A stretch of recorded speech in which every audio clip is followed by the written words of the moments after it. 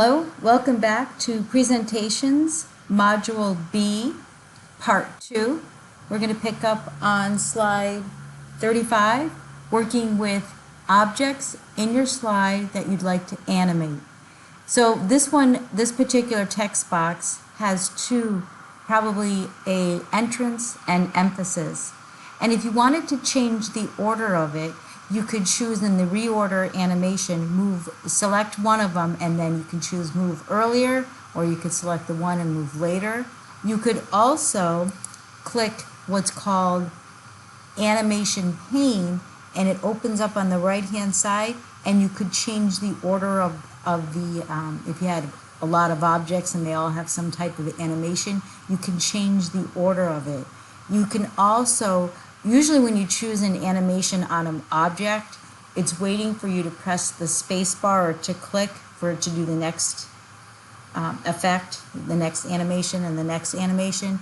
What you could do is when you click this down arrow is select to start with previous. So as soon as you click the first one, then the rest will fall naturally.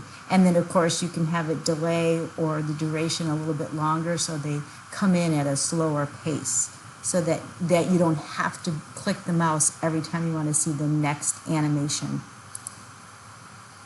So here if you click the down arrow, you could start on the click so it's waiting for you, or you can have it start with the previous one. So as soon as you click on the first one, the rest will flow naturally. And there's also more advanced timing if you wanted to work with the timing between each slide or each animation. You can add also special effects and sound effects to your animation. Headers or footers. So you can see I have a footer on this one indicating my source. And if you wanted to add that to all your slides, you would choose the Insert tab, Header, Footer. I included the date, and you can have it update automatically. And I also, unless you wanted it fixed so it stayed at a certain date, you could have the slide, the number on every slide, and then footer, you can have I typed in CMP 106, and you could have it not show on the title slide, which is slide 1, or you can have it on slide 1, and then apply to all, so they appear on all of them. So here it is, the date, and then over in the left corner is the footer, CMP 106. So it would be on all the slides. If you needed to insert a text box to add one more information in a particular slide, or if you chose the blank slide and layout and you wanted to add a text box, you would just choose Insert, Text Box, and you just, again with the crosshair, just draw it. And you can drag it to size it and resize it later, and you can even also go into shape format and add more style to that text box. So on this one, I typed, as soon as you start typing, you can type right in the text box, and then I went to, in the picture I had selected, I went to shape format and I added a squiggly line. I chose a thickness of it and the color of it, and I added shading to the back of it. So your text box can be very creative. You can insert tables either by clicking Insert, Tables, and then just like you would in Word, it's a 6x6, and then you would type in the information, or you can click it right from the placeholder content table, and you just fill in the information just like you would in Word or Excel.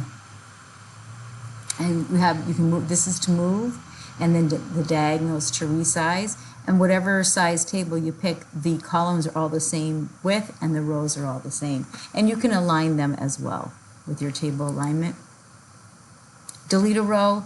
It should be very familiar to the insert above, below, left, right, just like you would in Word. So, and you have the two new contextual tabs, Table Tools Design and Layout. So it should be very familiar to what we used in Word with tables. Delete row, delete columns, or delete the whole table. You can also right-click for copy, cut, and paste, and you can delete rows.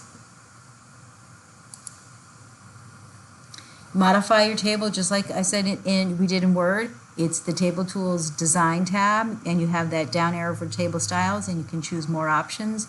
You can change the height and the width of each column, the alignment, You want to see the grid lines, you want to add or delete in your table, lots of options.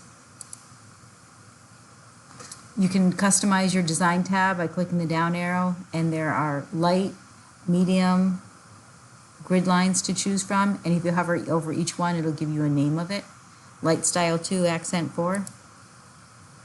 Insert a chart. So this is very similar to Excel. So you can select either insert from the menu tab and in the ribbon, or you can from the placeholder choose chart, and you can choose any type that you want: column, line, pie, bar, area, surface. And what happens is you'll get a mini Excel spreadsheet where you'll type in the information, whether it be values, categories, and then it'll display whatever you chose, whether it's column, bar, or pie. So again, you can do it from insert chart or right from the placeholder content chart, and then you pick whatever type of chart you want, and if you wanted a 3D or 2D, and then you'll click OK, and you'll type in the information. So you type in this is what comes up automatic, and you just fill in your information. And then it'll produce a chart. And you can change the chart title, you can make adjustments just like you would if you were in Excel. In design, you get those two new tabs, Table Tools, Design, and Format. You can change the chart type if you want to put it into, instead of a line, a bar, or a column. You can change your mind. You can also switch between row and column. We'll get into that. So this one right now, they switched, the categories are classics, romance, sci-fi, and so forth. And then it was, the legend is January, February by the colors. You could flip it so that the horizontal axis bar is the months, and then the color categories are listed in the legend. So that's just by switch row and column. You can change the chart layout just like you would in Excel from the quick layout and choose different options. You can add elements. If you want to add a chart, you want to add horizontal and vertical axis titles. You want to add grid lines. If you wanted to change the chart style, there's many options to choose from, and you just hover over it and you can see the changes on your screen. This one is inserting videos. And again, you can do it right from the Insert tab, video, and it can be an online video or one that you saved on your PC. This is one saved on your PC, and click Insert. So this is a video that you can click play and watch. You can also record if you wanted to. This is an online video, and you can play and pause just on the bottom here, and you can jump to click ahead. You can also resize and add a picture frame around the clip, the movie clip. You can trim the video. Maybe you want it to start at a particular place and end at a particular place. So from the video tools, format and playback, choose playback, and you can actually trim the video for where you want it to start and where you want it to end. And you can set specific times as well, and then play it to test it out. You can fade in and out with bookmarks. So let's say it's a long video, but then you want to just show a quick one. You would set a bookmark, and then on the slide, you would just click it and it would start right from there. And there's also advanced video options to playback where you can set the volume. You can start where it starts automatically, or it's waiting for you to click. You could have it become full screen instead of just a small picture. Hide while not playing, or you can have it loop so it keeps playing until you press the space bar to the next slide, and you can have it rewind. You can change the frame of the picture, and you can down arrow for more options. And if you hover over each one, it'll say the name of it. Audio, very similar to the picture. You'll get a little speaker indicating that audio has been inputted into the slide. And again, you can get it from on my PC or record an audio. And you have the same options where you can record your own and give it a name, and then you'll start the recording and then stop, so you'll have it available right on that PowerPoint presentation. You can also trim, just like you did the video. You can trim an audio, having a starting time and end time, and then play to preview it. Again, you can have it fade in, fade out. If you wanted to, instead of play the whole thing, you wanted to pick out at a particular place, you would set a bookmark. And there's audio options just like there were for video options. You can loop it until you wanted to, until you press to the next slide. This is pretty important, especially if you're sharing the PowerPoint presentation with others. You would want to inspect and protect your document.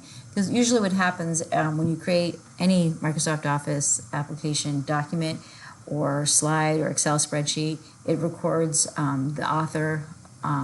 So it would be on your desktop, your name would be on it. Any information, if you had comments or track changes or anything that's in there that you didn't want anyone else to see, you would inspect your document, and then you would choose Document Inspector, make sure they're all checked off, tell it to inspect. And then what you want to do is, 'cause this has comments and notations, or it has personal information that you would not want others to see, you would click Remove All to both of them, and then you can click Reinspect and then just close. And that way, when if anyone you were to share it with, when they open it up, it doesn't indicate who the author was and when they worked on it, and if there are any comments, so it keeps it fresh and clean. Another thing you can do is protect it by setting it as a mark as final.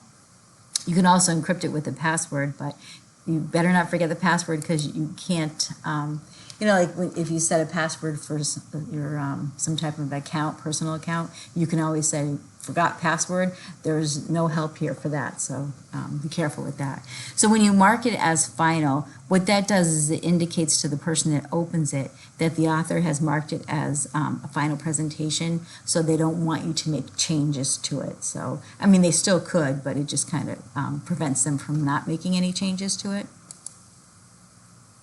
You can insert links, whether it's on text or graphics or pictures. Either right-click or choose Insert Link and type in the address, whether it's from a web page or it's an email address, a new document, or somewhere within that. So you could make a link from slide 2 to slide 22. So it would jump to that slide. So that's pretty similar to Word. You could actually record your presentation. I did my recording through Screencast-O-Matic, but you could record right through PowerPoint. It's in Slideshow, and you would just record Slideshow and start your recording. You can have it slide and animation, timings, narration, and you start your recording. And you get a little mark on the bottom showing that it's recording at that particular time. And then when you're finished, you would clear all timings and slides. And then you can choose Create a Video. On the presentation quality, make sure you choose Internet Quality, and then choose Use Recording Timings and Narrations. And then you'll give it a name, because you'll be saving it on your desktop. And you make sure that it's internet safety for everyone, so that you can share it. And this is sharing your presentation online. So present online, and you connect to share it. You will get a link so that you can take this link and share it with others. So you just have to click Copy Link. And end your online presentation. You can share that link with others to view your video. A dialog box will appear to confirm that you want to end the presentation, and you just click End Online Presentation. And that's the end of Module 2. Thank you.